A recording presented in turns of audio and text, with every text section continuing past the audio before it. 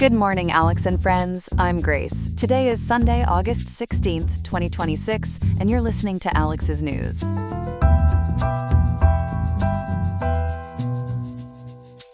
The weather in Riverside today brings a high of 91.5 degrees and a low of 66.7 degrees. So please remember to prioritize your hydration and find some shade if you head outside. In today's episode, we are diving into the strategic reasoning behind the United States withdrawing aircraft carriers from the Pacific region. We will also explore the ongoing efforts by California legislators to codify strict safety regulations for oil refineries within the state. Beyond these major stories, we have a full selection of other headlines to keep you updated on the events shaping our world. There is plenty to cover on today's show, so stick with us for the latest on Alex's News. Stay tuned.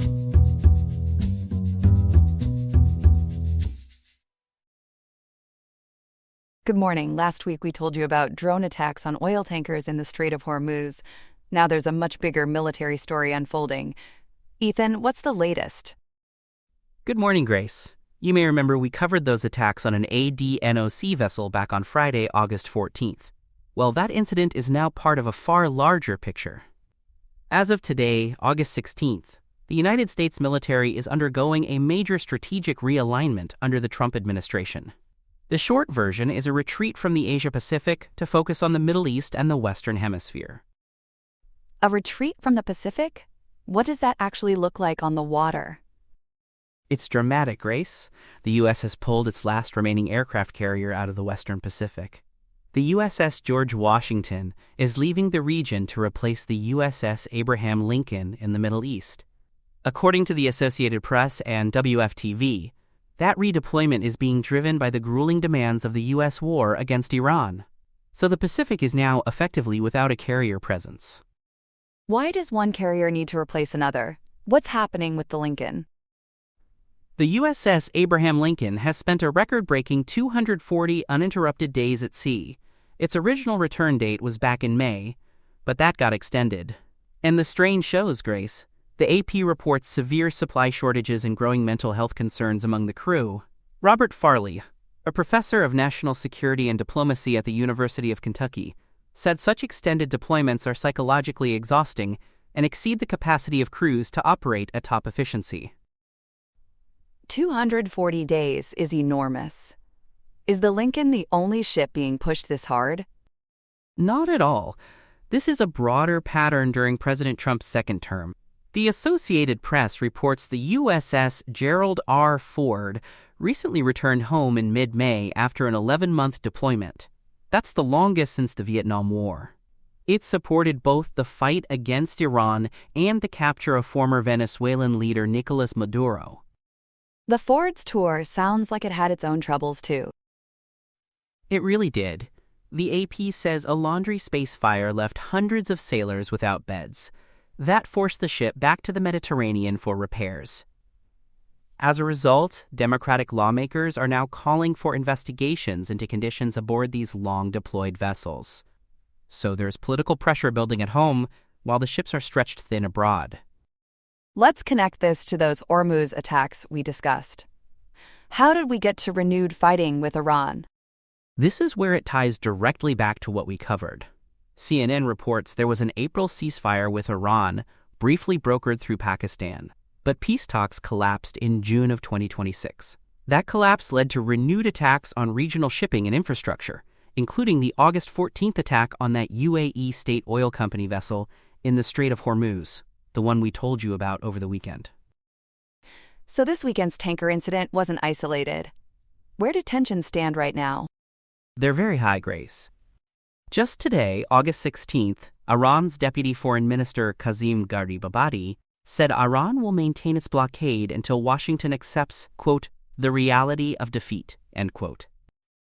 For its part, the U.S. has threatened its own indefinite blockade, so neither side is backing down, and the shipping lanes remain squarely in the crossfire. You mentioned the Western Hemisphere earlier. What's drawing the military's attention closer to home? The administration is intensifying operations right in our backyard. According to WPXI and SF-Gate, that includes aggressive anti-drug trafficking operations in the Caribbean and Eastern Pacific. U.S. strikes on boats there have killed at least 221 people. It's a significant escalation, and it's pulling resources and focus in a whole new direction. 221 people. Is there a coalition behind these operations? There is. It's called the Shield of the Americas Coalition. It grew to 19 members on August 12th when Colombia joined. And that came shortly after the inauguration of President Abelardo de la Espriella on August 7th. Colombia has now requested U.S. military aid to destroy narco-terrorist networks, so the effort is expanding fast across the region. Now, if the carrier's gone from the Pacific, what does that mean for China? This is the big strategic worry, Grace. The absence of a U.S. carrier in the Western Pacific has created an opening for Beijing. Greg Poling of the Center for Strategic and International Studies told the Associated Press, the administration effectively views the Western Hemisphere as the most important region, making the Pacific secondary. Poling argues the U.S. is doing the, quote, exact opposite, end quote, of its stated goal to pull out of the Middle East. And that's leaving Pacific allies deeply unsettled. Does that mean an invasion of Taiwan is suddenly on the table? Not immediately, according to the analysts.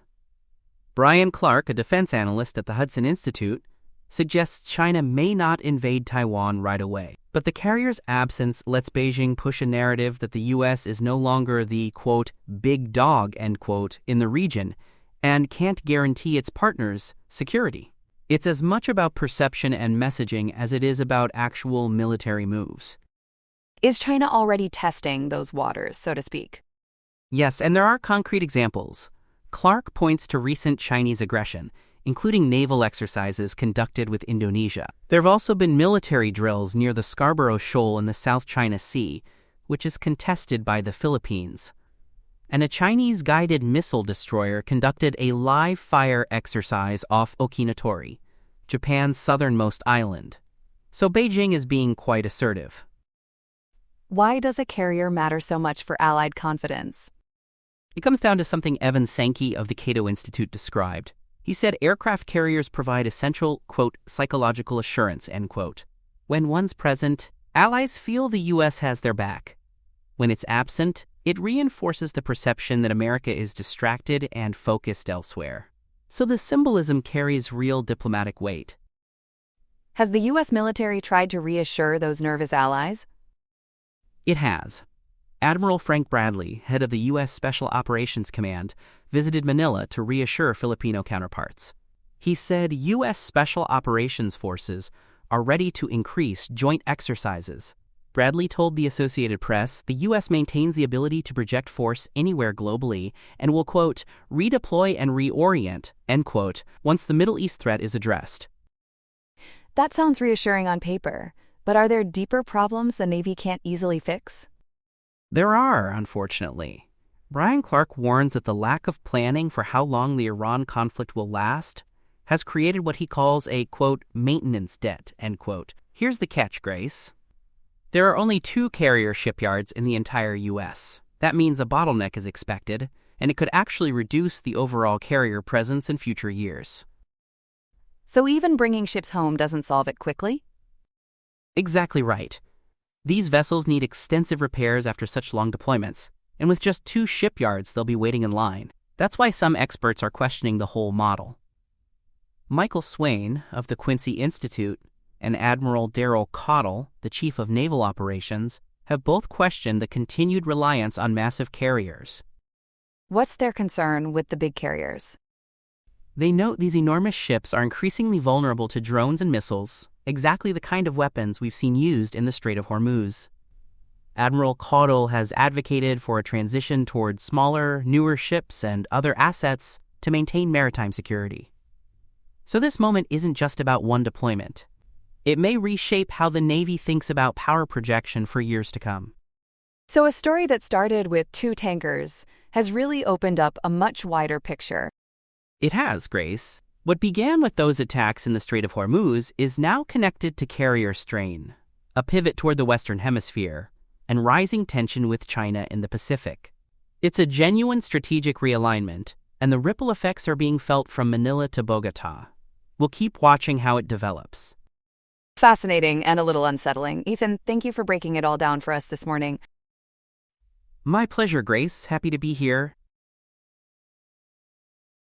Good morning, everyone.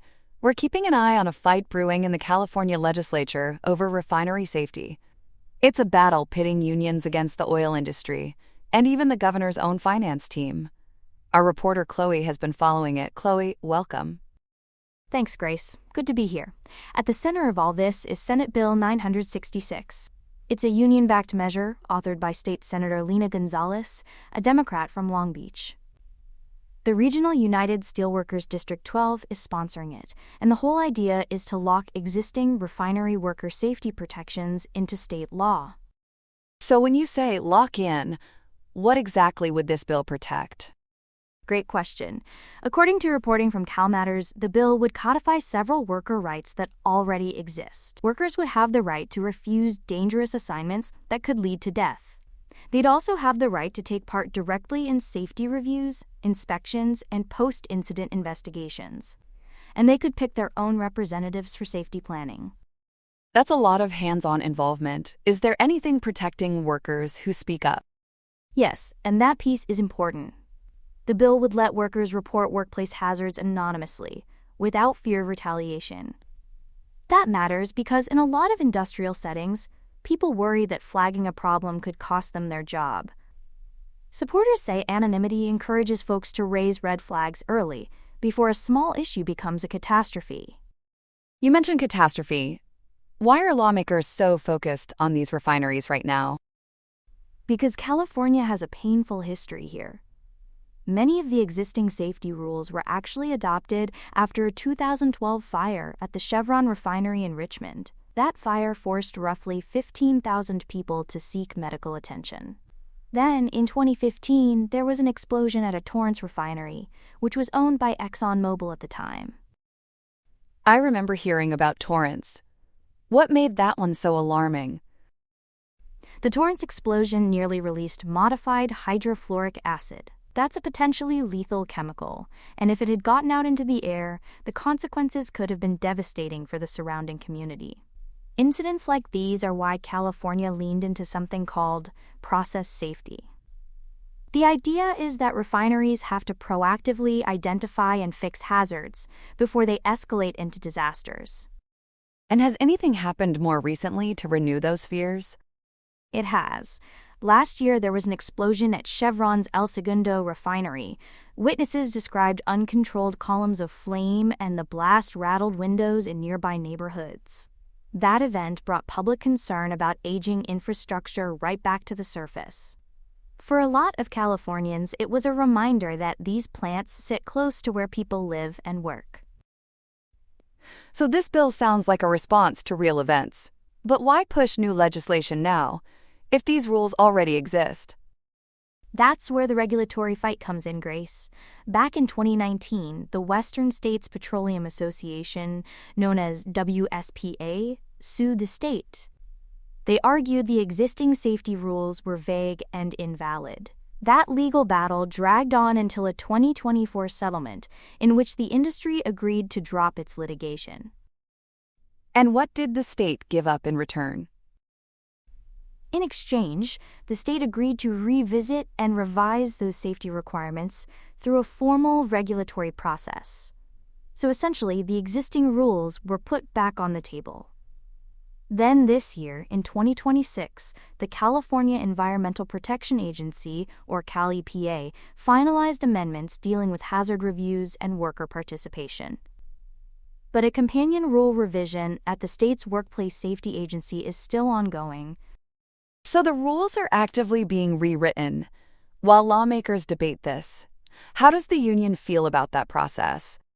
They're worried, frankly. Nick Plurkowski, a leader with a Bay Area local of the United Steelworkers, said the union pushed for SB 966 because of, quote, how quickly Cal EPA folded, end quote, during the settlement. He argues the speed of these revisions put lives and communities at risk.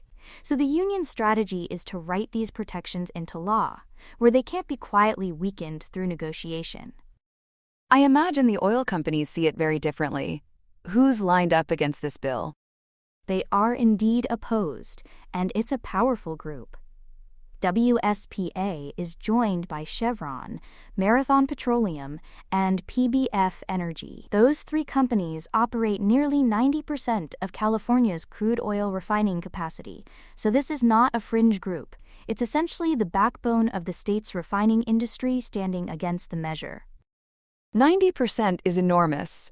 What's their main argument? Their key point is about that 2024 settlement. WSPA lobbyist Zach Leary testified in June that the bill would override the settlement.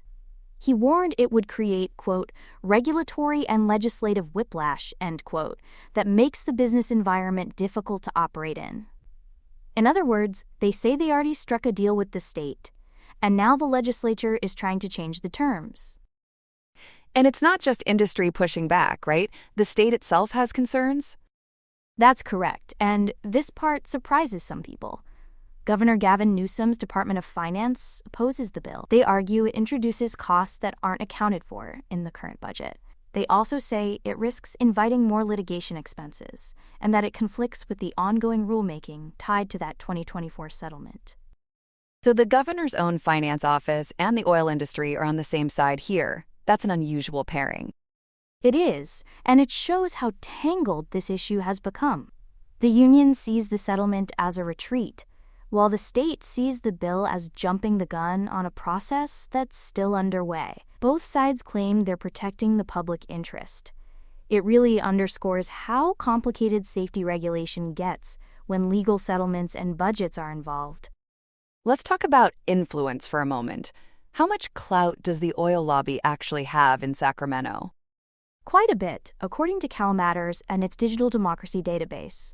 Here's the interesting nuance. The oil and gas industry may avoid direct campaign contributions to the politically dominant Democratic Party, apparently to avoid what's described as, quote, toxic, end quote, associations.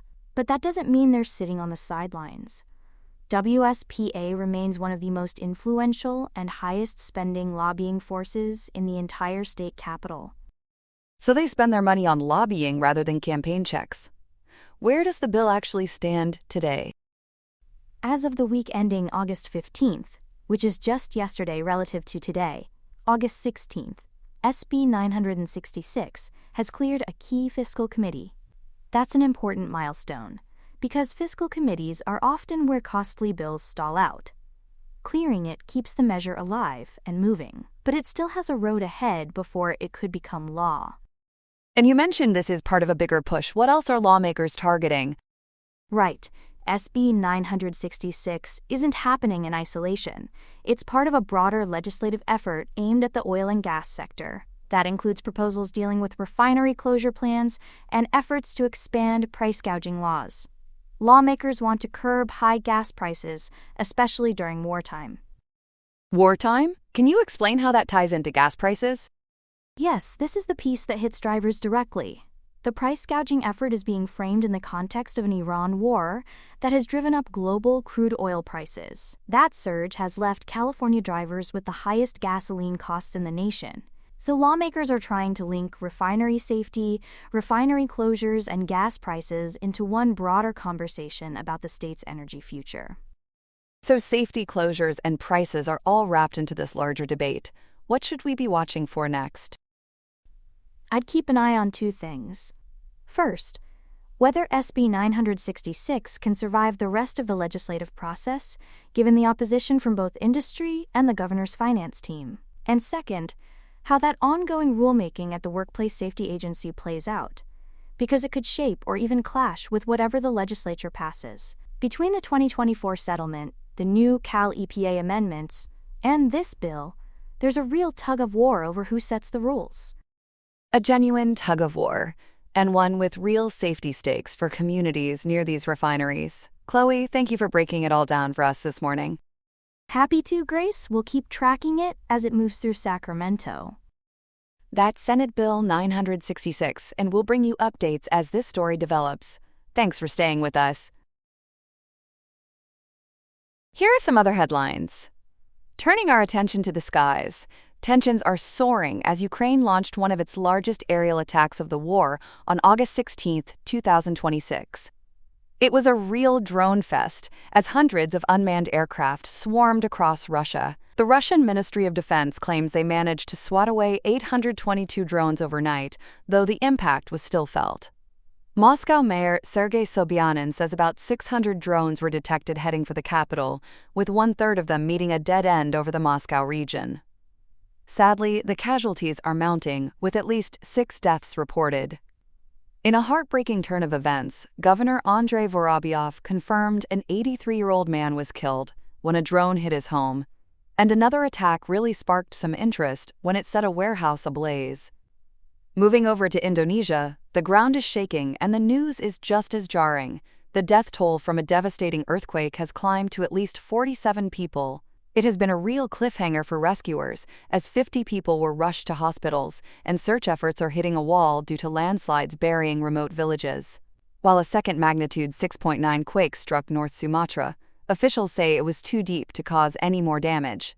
However, the ocean decided to crash the party with small tsunamis. The village of Riung was blanketed in mud and debris by a wave 1.61 meters high, while Marol saw waves of 0.94 meters. The destruction is immense, with 157 houses flattened and nearly 200 more damaged. Over 100 public facilities were leveled, including 87 schools, 18 health centers, 6 offices, and 5 places of worship. The Earth continues to be temperamental, with the USGS recording 235 aftershocks, including 1 magnitude 6.2 tremor. In legal news, we have a sobering report as the United States Department of Justice finds an unbroken pattern of sexual abuse by staff within California prisons. It seems the system is truly broken for those behind bars. Finally, across the pond, Canada is taking a firm stand. Foreign Affairs Minister Anita Anand and Secretary of State Randeep Sarai issued a joint statement marking 5 years since the Taliban takeover in Afghanistan. Canada is refusing to play ball with the Taliban until there is demonstrable progress on human rights. They highlighted the systematic repression of women and girls, who are still barred from education beyond 6th grade. To help keep hope alive, Canada has provided over $458 million in assistance since 2021, split between $143 million for basic needs and $315 million for humanitarian aid. They warn that the current permissive environment for terrorists is a global security risk that simply cannot be ignored. That's all we have for now. Today's episode was made by Alexander King with Claude Opus 4.8, Gemini Pro 3.1, Gemini Flash 3, and Google Cloud Text-to-Speech. I hope you have a great day. I'll see you tomorrow, Alex.